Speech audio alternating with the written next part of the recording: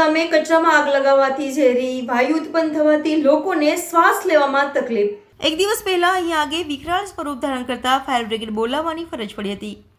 વડોદરા શહેર નજીક આવેલા દશરથ ગામમાં અજાણ્યા વ્યક્તિઓ દ્વારા કચરો સળગાવવામાં આવી રહ્યો છે, જેના કારણે ઉત્પન્ન થતા ઝેરી વાયુથી લોકોને શ્વાસ લેવામાં તકલીફ પડી રહી છે. આ અંગે રજૂઆત કરવા છતાં પણ આ પ્રક્રિયા ચાલુ રહેતા સોમવારે સ્થાનિક રહીશ હિતેન મકવાણાએ પંચાયતને 2 દિવસનું અલ્ટિમેટમ આપ્યું છે. જો કચરો અહીંયાથી હટાવવામાં નહીં આવે તો ઉગ્ર આંદોલન કરવાની ચીમકી પણ ઉચ્ચારી છે. વડોદરા શહેર નજીક આવેલા દશરથ ગામમાં ઇન્દિરાનગર ખાતે છેલ્લા ઘણા દિવસોથી કચરો સળગાવવામાં આવી રહ્યો છે. આ ઉપરાંત અહીંથી કચરાનું યોગ્ય નિરાકરણ કરવામાં આવતું નથી.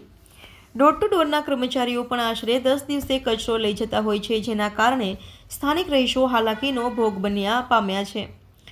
લોકોના સ્વાસ્થ્યને પણ અસર પડી રહી છે. હાલ કચરાના નિરાકરણ માટે પંચાયતને વુડાને કોન્ટ્રાક્ટ આપેલ હોય ડોર ટુ ડોરના કર્મચારીઓ અહીંયા જ કચરો નાખવામાં આવે છે. કોઈ અજાણ્યા વ્યક્તિઓ દ્વારા અહીં કચરો સળગાવવામાં આવતા ઝેરી વાયુ ઉત્પન્ન થતાં લોકોને શ્વાસ લેવામાં ઘણી મુશ્કેલી પડી રહી છે. ત્યારે સ્થાનિક રહીશ હિતેન મકવાણાએ પંચાયતને 2 દિવસનું અલ્ટિમેટમ આપ્યું છે. જો આનું નિરાકરણ કરવામાં નહીં આવે તો ગ્રામજનો સાથે ઉગ્ર આંદોલન કરવામાં આવશે. છેલ્લા 1 મહિનાથી અમે પંચાયતમાં વારંવાર રજૂઆત કરી છે.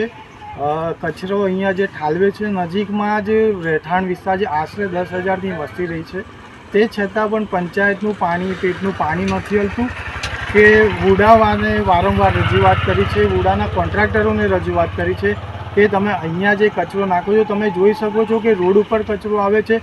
પાછળ જે ગાયો એક કચરો વેસ્ટેડ એટલો છે કે પ્લાસ્ટિકને બધું ગાયો ખાઈ રહી છે.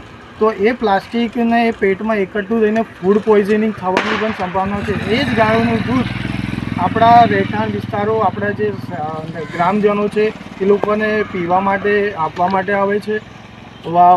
છેલ્લા શનિવારે શુક્રવારે પણ કહેવામાં આવ્યું હતું વુડાને કે અહીંયાથી કચરો સાફ કરવામાં આવે, પણ આજ દિન સુધી એ લોકોએ કોઈ આની ઉપર એક્શન નથી લીધું, ના પંચાયતે કોઈ એક્શન લીધું છે.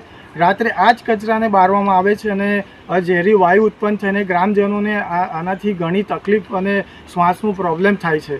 તો વારંવાર મારે કહેવું છે, આ છેલ્લા 2 દિવસની હું અલ્ટિમેટ આપવા માગું છું જિલ્લા પંચાયત, વુડા અને ગ્રામ પંચાયતમાં કે આને સાફ કરીને અને આની જગ્યા બીજે ક્યાંક કરવામાં આવે, યા તો રોજનો આ કચરો અહીંયાથી ઉઠાવવામાં આવે, નહીં તો આના પરથી આંદોલન કરવામાં આવશે.